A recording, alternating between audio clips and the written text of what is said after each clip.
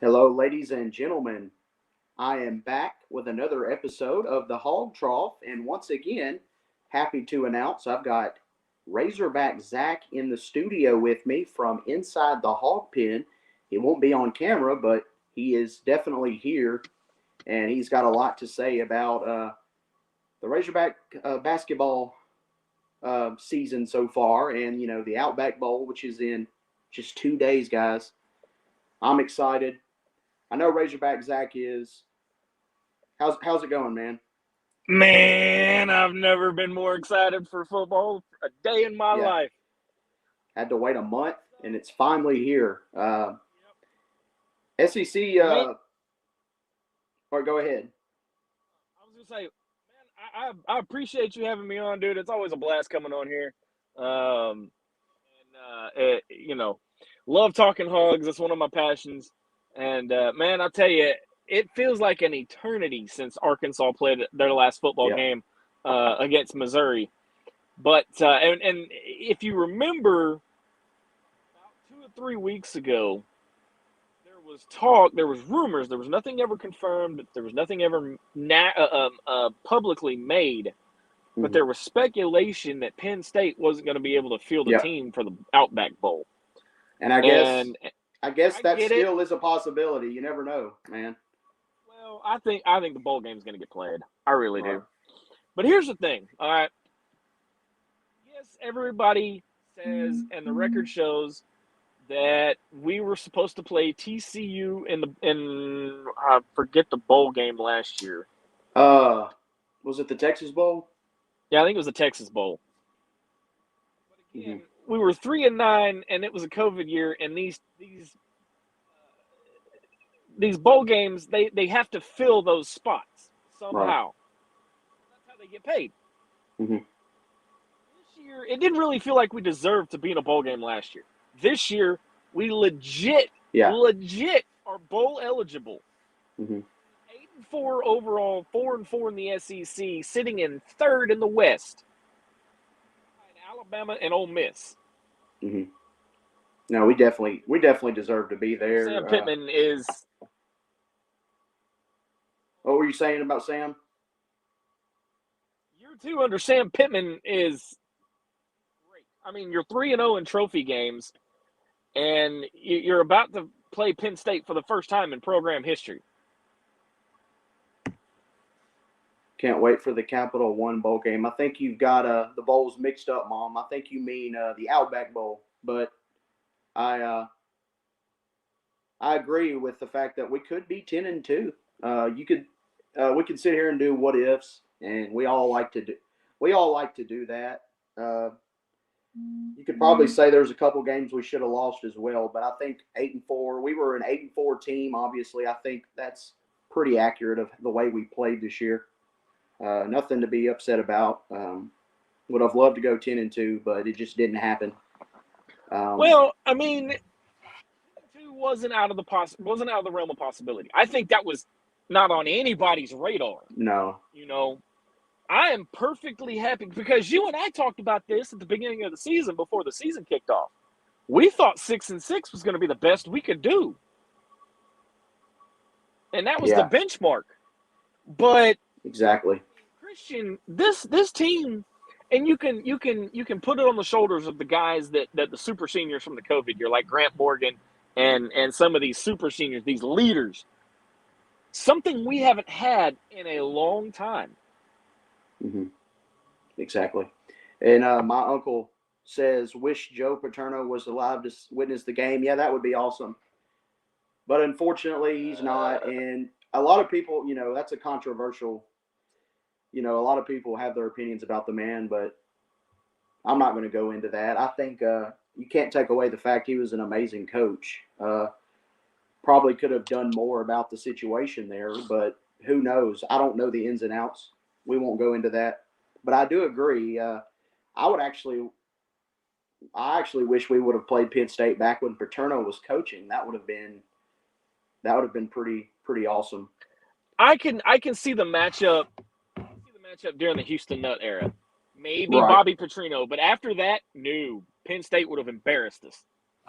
Yeah. There's a couple I hate years to say that that, you. but But Hog fans, y'all know, I'm a realist. I tell it like it is. Mm-hmm. You there? I'm sorry. Okay, I'll just lost you for a second. And my mom says, Lisa Johnston, it will be a good game. Penn State is good. I do think Penn State is good, despite all the players they've got opting out. I think they've got a couple more players like recently that just declared for the NFL draft. But I still expect it to be a tough game because it's Penn State, and they're not quite. Well, they don't have Alabama depth, but they have depth. yeah, but again, they're playing without their best linebacker. But if you want to flip the script, and again, I'm going to tell it like it is, Christian, because that's how y'all know that's how I roll. We're playing without our best wide receiver. So the key, Mm-hmm. one of my keys to the game, and we're going to go over this tomorrow on Inside the Hog Pens preview show. One of the keys I'm going to look forward to is who steps up as a wide receiver and fills that gap. Yeah. Who's going to be the next man up? It's not going to be, oh, well, I've got to do it. I want to know who the next man up's going to be. I think it's going to have to be a group effort. I think we've got to spread the ball around. I really do. Everybody's got to be on the same page. I just think, that's the type of, game plan we need to have, because there isn't a go-to guy out there anymore, at least for this game. But I mean, you got Tyson Morris. He's stepped up pretty well. One name I haven't heard much this season, and maybe it's because I haven't been paying attention. Yeah. Devion Warren. Right. Yeah, he's a speedster type guy. He didn't have a incredible season, but I think Treylon Burks had a lot to do with that because he was definitely the number one target. Oh, absolutely.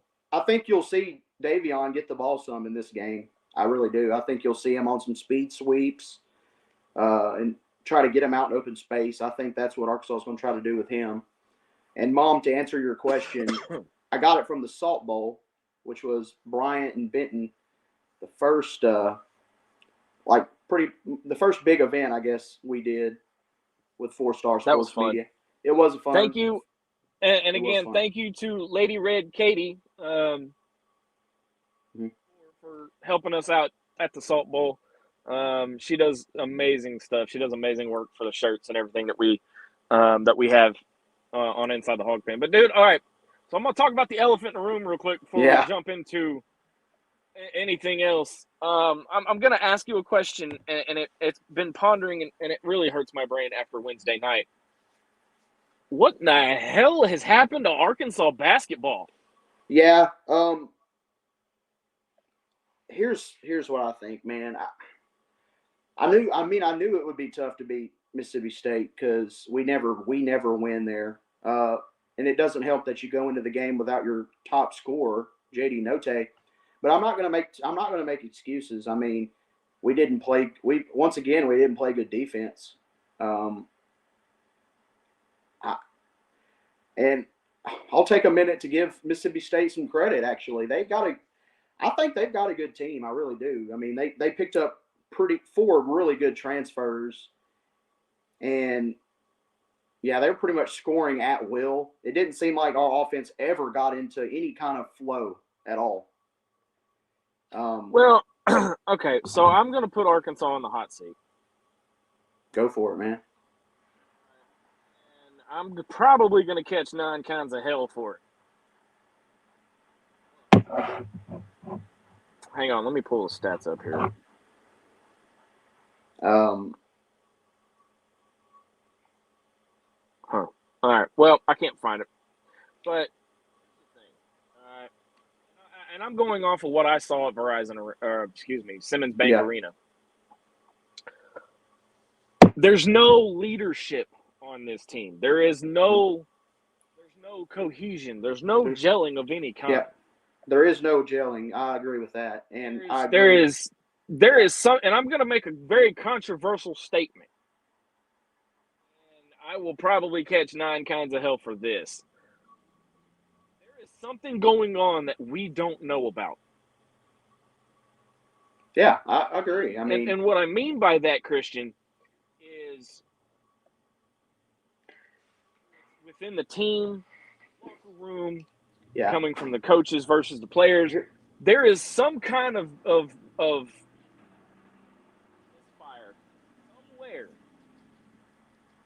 Because the game I saw Bank Arena against Hofstra, Yeah. I could have gone down to the local rec center and watched a pickup game that had better offense than that.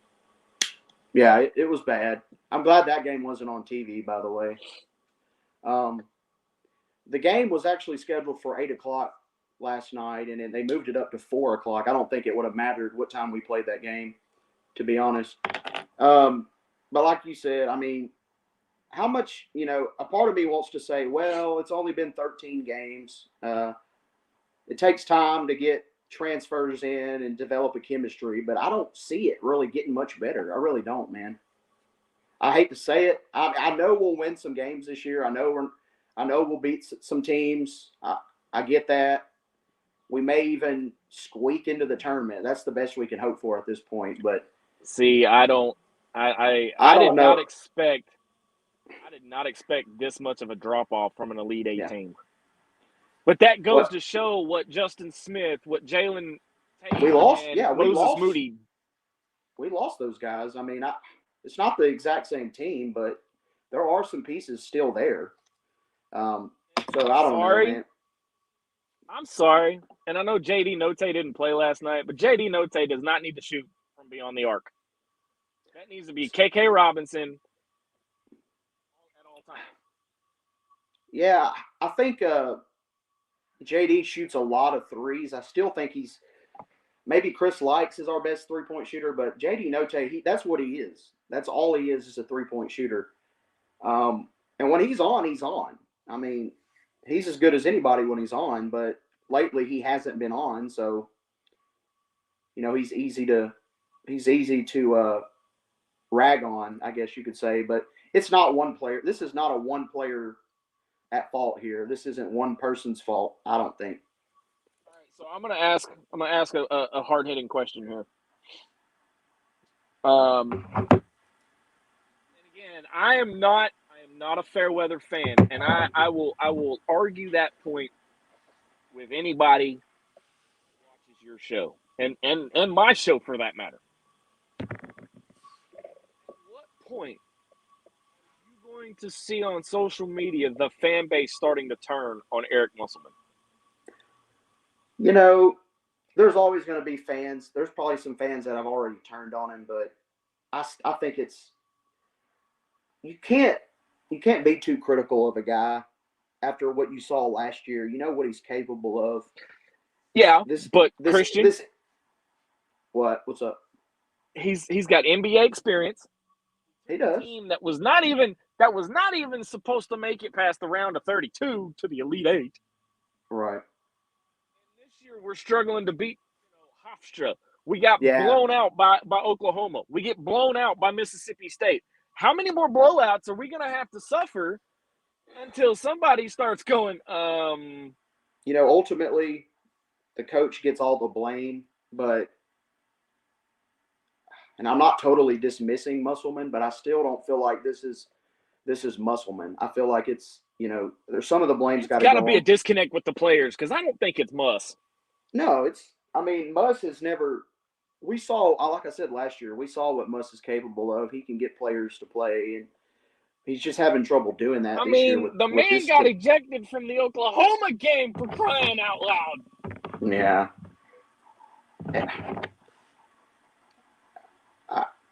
Something's not clicking with this team, and I'll say it again. I mean, it's early, and it's the first conference game of the year. And I've heard that defense long for a while.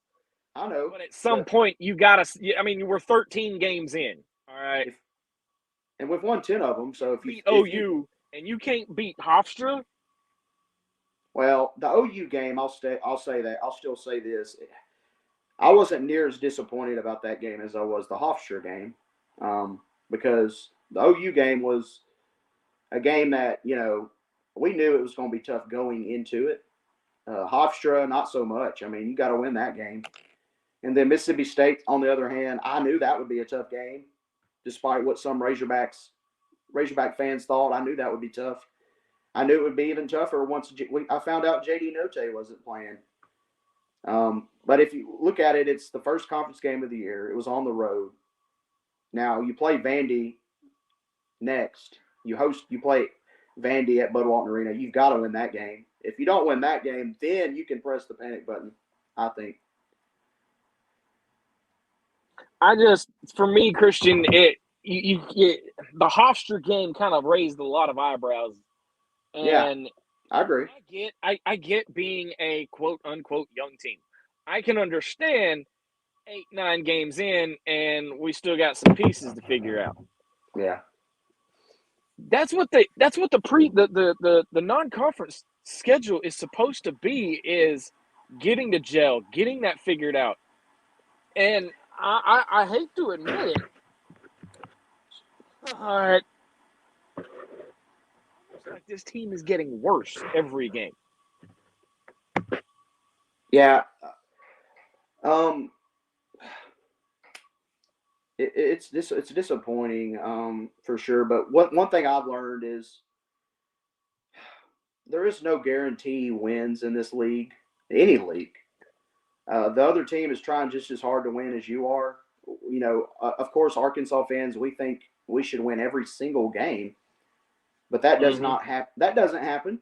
It doesn't happen for every team. But you need to win at least most of the games that you're favored to win. And right now, Arkansas has done that for the most part.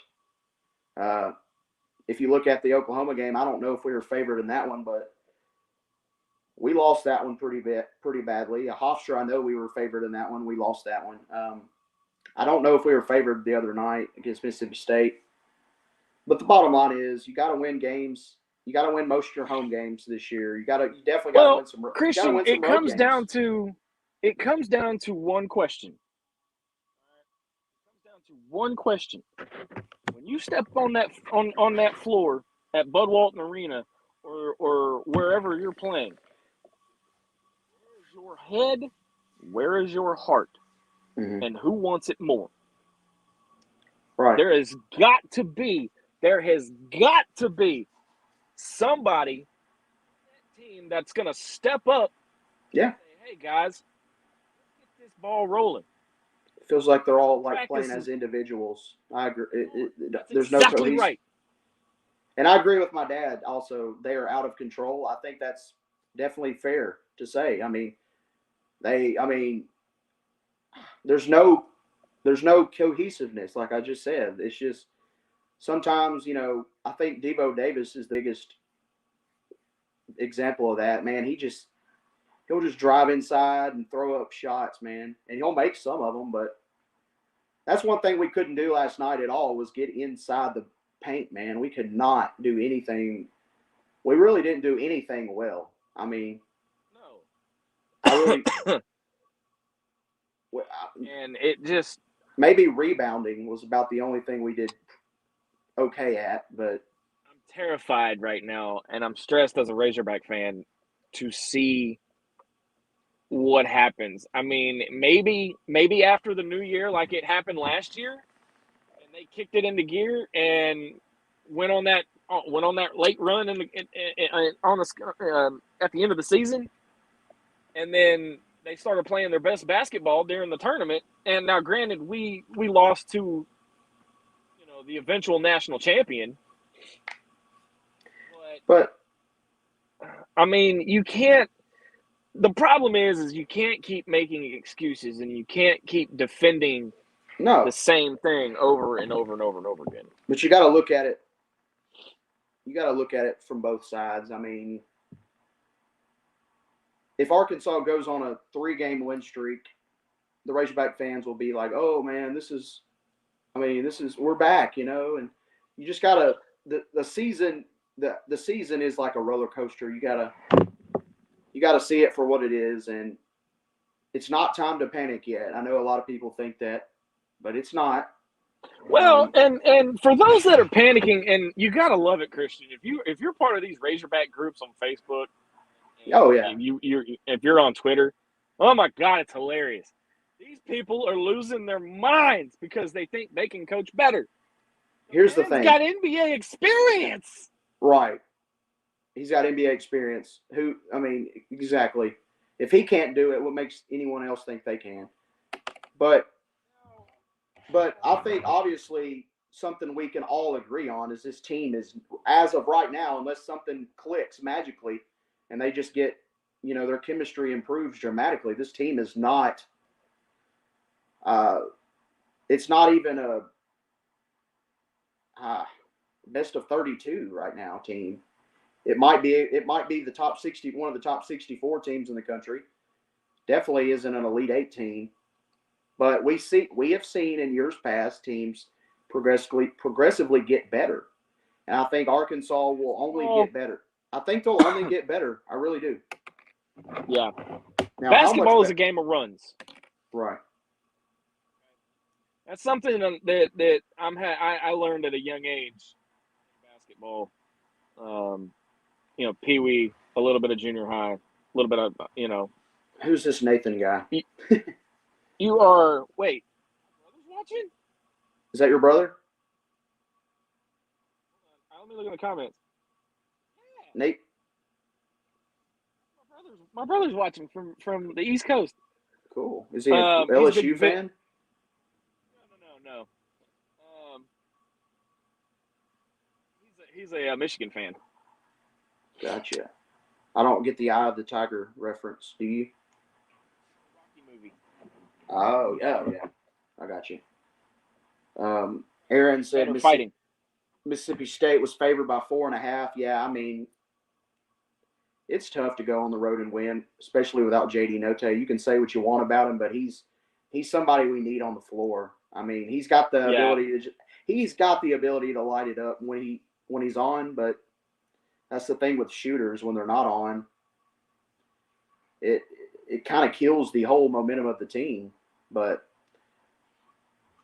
well, like I said, you have got to find – this team has got to find their leader, and it can be more than one.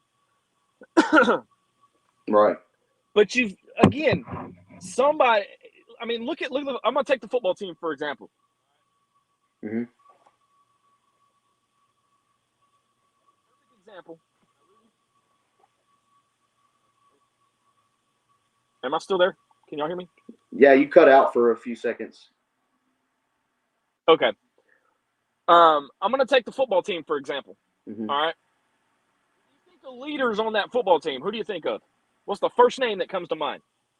On our football team? Yeah, on Arkansas's football team. When I think of a leader, I think of Grant Morgan. Exactly. That's all you need to say right there. Yeah. Who's the leader on our basketball team? That's tough. That's my point. Yeah. Yeah, if I had to pick right now, man, that's tough. It really is. Monty Johnson getting suspended indefinitely, and I think that's his third strike. And I think he's off the team now. That's what I heard, but I know he put out a statement on hurt. Twitter. I haven't seen it yet, but all of this stuff is going to hurt us in the long run. But this team has got to find its leader. It's got to find its identity. Yeah. Otherwise, dude, it's going to be a long season. I agree, man. But I'm not ready to jump ship yet. I know I said that the last couple shows, but it's still early. Like I said, if we lose to Vanderbilt, I know we play them next. Not exactly sure when. If we lose to them, then I think fans have cause to be very concerned about the way this season's going to go. Let me see if I can. But as we all know, New Year's is approaching. What better way to celebrate New Year's than watch a Razorback football game? I'm excited. I'll be in Searcy County up in the mountains here in Arkansas watching with my dad and my uncle, watching some of the playoff games too as well. It's going to be a fun weekend. I hope everyone enjoys their New Year. I am actually going to stay here locally and kind of chill with family. Gotcha. That's always good. But yeah, my next show, I'll be back on hopefully Monday to recap the Outback Bowl. And let me see when the Razorbacks play next basketball game is. I think it's on Tuesday. I'll do a recap of the Arkansas Vanderbilt game. You're back. I'll do a recap of the Arkansas. I'll do a recap of the Arkansas football game on Monday, and I'll recap the Arkansas basketball game that's on Tuesday. So yeah. Once again, thanks. By the way, thanks everybody who's watching and listening on YouTube. Did I come back? Live. Yeah, you're back. What am I missing? YouTube, 4star.live. Yeah, man, we want to thank everybody for listening in. Spotify, iTunes, 4star.live, 4-Star Sports Media social pages. Even Inside the Hog Pen is going to be sharing this soon. If you have not checked out the 4star.live website, it is the new home of the 4-Star Sports Radio Network. It is fantastic. Yes. Our Wes Pruitt does a great job. He's doing a great job leading us. Having a blast doing this. It wouldn't be possible without everybody, all the fans. We do it because of you guys, and I know we say that a lot, but it's true. Zach, it's been fun, man. Anything else you'd like to say? Man, it's always a blast. Yeah, definitely. It is always a blast getting to hang out with you, Christian. I appreciate you having me on. Hey, check it out. Before we get off here, tomorrow, 2 p.m. special edition of Inside the Hog Pen.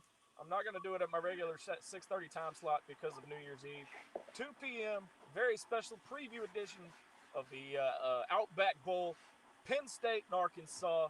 Mm-hmm. Don't want to miss it. Definitely. Bring the heat like I always do.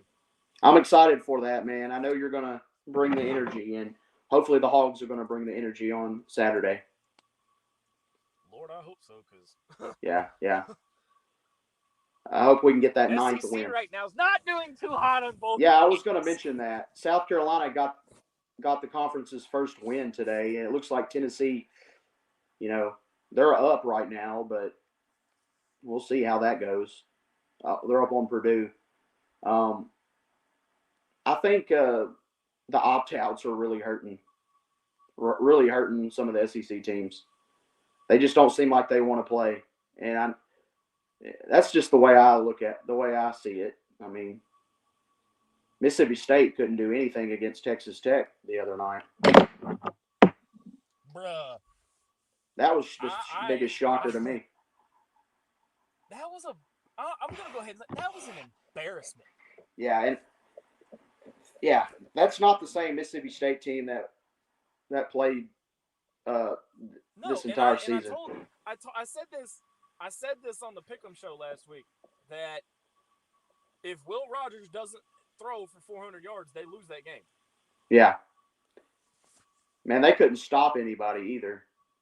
Their defense was bad. But once again, thanks for everyone who tuned in to the Hog Trough. I've been glad to have Razorback Zach on with me from inside the Hog Pen. And Aaron Smith says, "Can I be a guest on Monday?" Yeah, man. I know you're excited that Arkansas is playing Penn State. I know that's what the game you wanted to see. So hopefully we'll have some good news to talk about on Monday. Aaron, you can be on as well, and if Zach, if you're not doing anything, I'll be glad to have you back on. Well, I'll be on. Yeah, man.